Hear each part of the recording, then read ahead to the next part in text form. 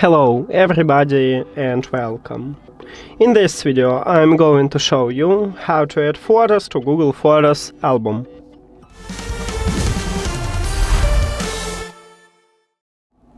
You have to start by open Google Photos application.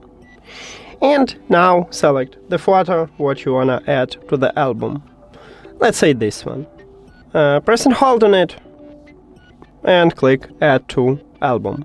Or you can also click at your photo, then click Add to at the bottom, and then select Album. And right here we have the list with the albums. But also we can create a new album, and I want to add it to already existing album. Let's say to share. So right now I click on it,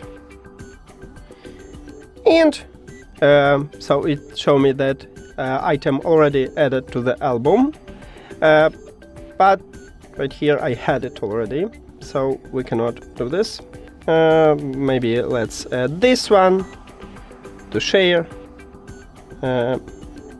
Did I also have it already in my album? Yeah. Okay, the last one, maybe this photo. Add to share. And we just add it. So if we go to collections, albums, right here we have one more item, and we just add this photo here.